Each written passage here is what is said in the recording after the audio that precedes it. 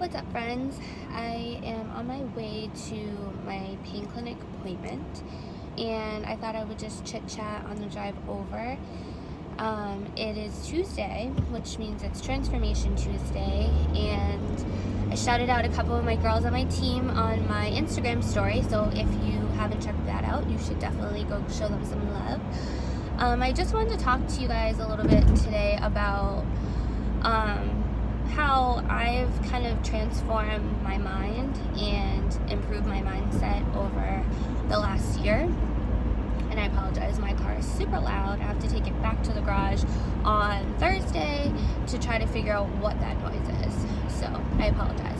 But I was thinking a lot about how my limited mindset growing up and how a lot of the things that I learned early on really took over how I perceive the world and how I perceive myself growing up. And now that I'm 31 and I have a 6-year-old son and I am pursuing something in my life that actually means a lot to me, I finally feel like I found my place in the world. I finally feel like I know exactly what I want out of life.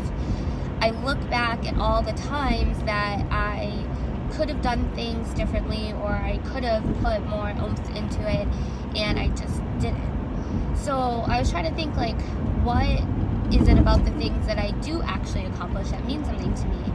And one of the things that comes up is when I pledge my sorority. And if you've ever been part of Greek life, you know that there's a process to, learn about the fraternity or sorority that you are pledging and to earn your letters.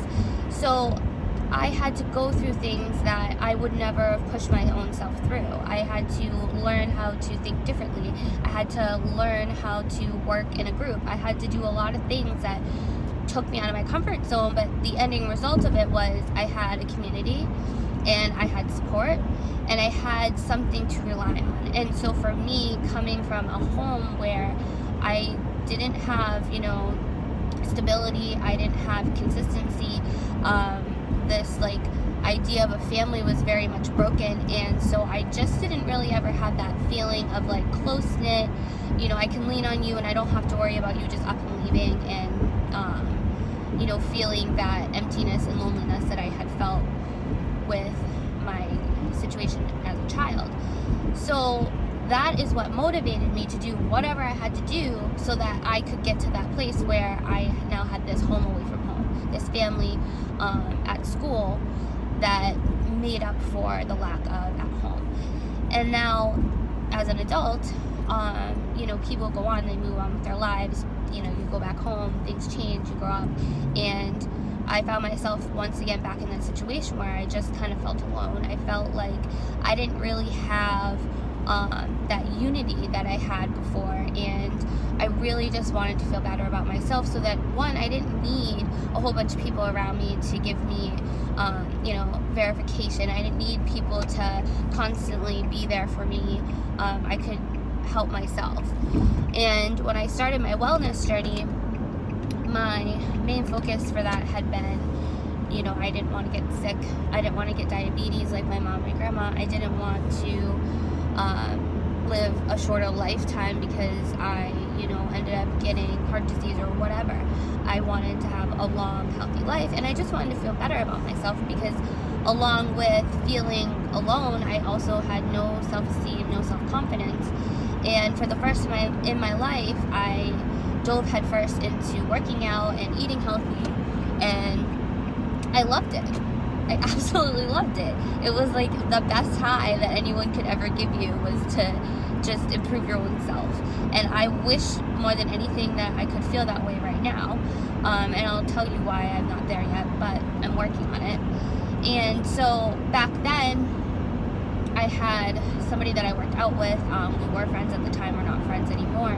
And it was a competition between the two of us. And it was unsaid, we didn't talk about it, but we both knew that it was. And that was motivating only because we would check in on each other on MyFitnessPal. There was a lot of things that I did wrong back then. A lot of things that were fitness myths or just misinformation and just being very green and not knowing what I was doing. And I was trying to lose weight fast, right? Like I just wanted results now. I wanted to do what I could. You know, if I had to work out for 2 hours, I was going to do that. And I was, you know, only going to eat 1,200 calories because that was going to be the fastest way that I was going to do this. And it never dawned on me that I actually had to change how I thought, what I did, and how I approached change. It never dawned on me that not fixing the internal things was never going to translate, even if the outside looked different. And I not knowing that in the process, and then I realized one day when I stepped on the scale and I saw this number, and I, you know, looked at the number on my jeans, and I'm standing in front of the mirror and I'm not sucking my belly in anymore, and I actually look really good. I'm walking around in heels, like feeling myself, except I wasn't feeling myself. And it wasn't because I didn't do the work. I did the work. I worked out. I ate well. I did all the freaking work. I never in a million years thought to myself, maybe I should read a book.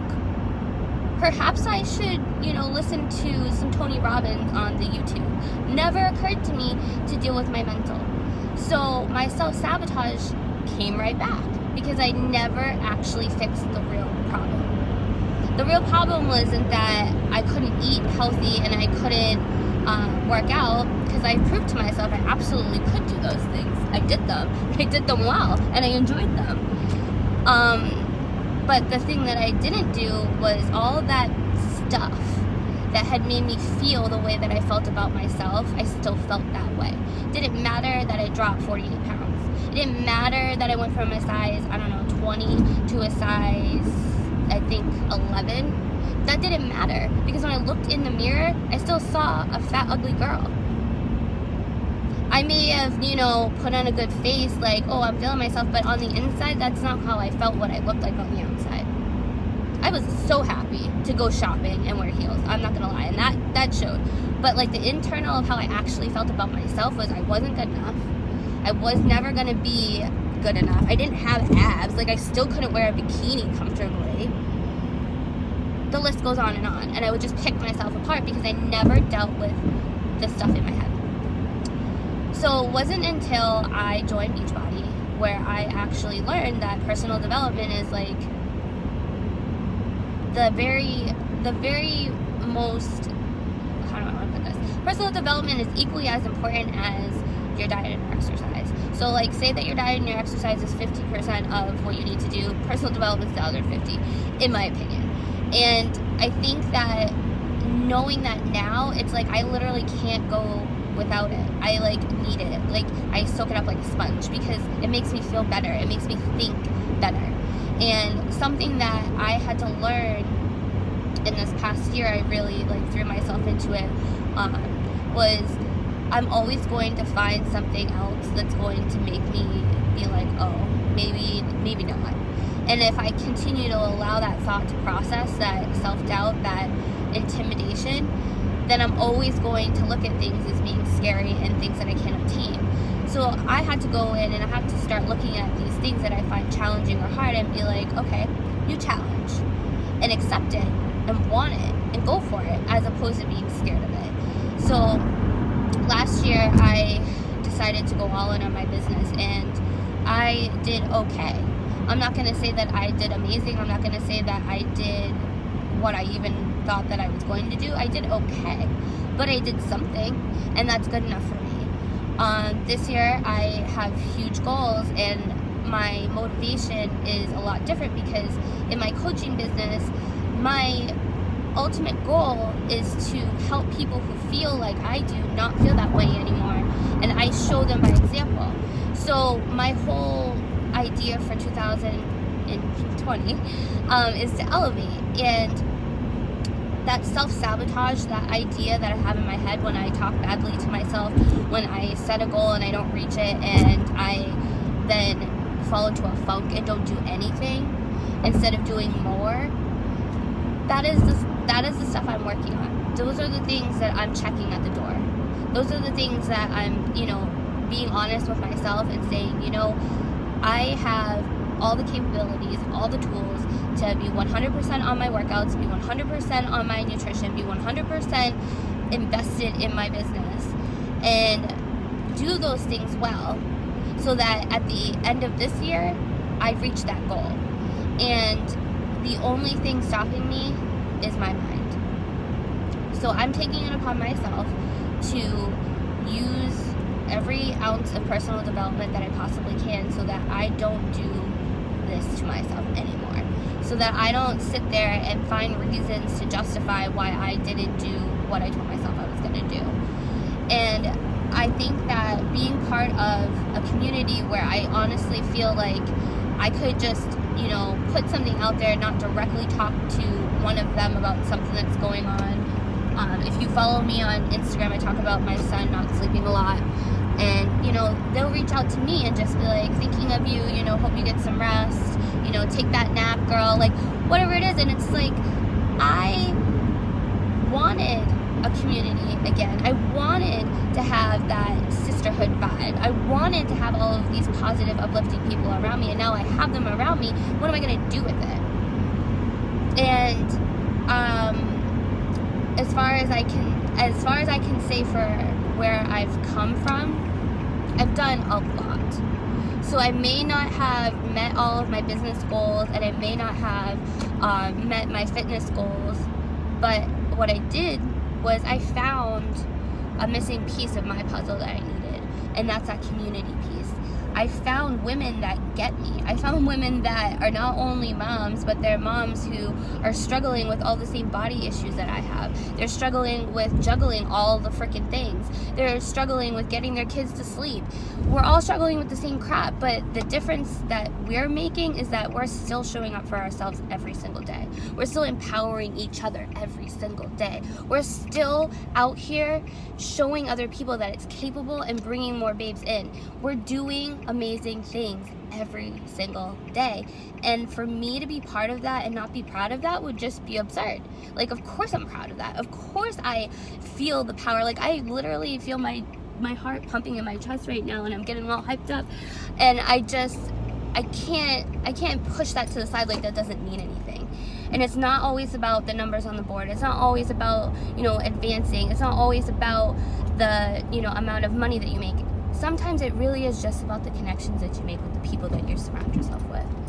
And that is the thing that I hold on to keep myself from talking myself out of doing the things I know I need to do and I want to do, because it's going to serve me. And it's not only going to serve me, but it's going to serve others. And that's a huge piece of what I want to leave as my legacy on this earth.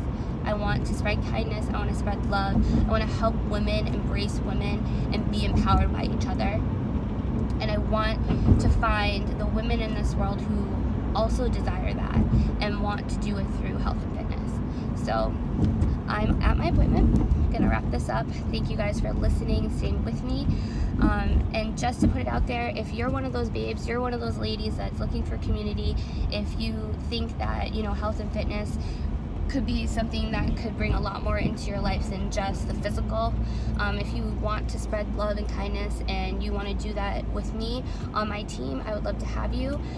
Go ahead and just hit me up on Instagram.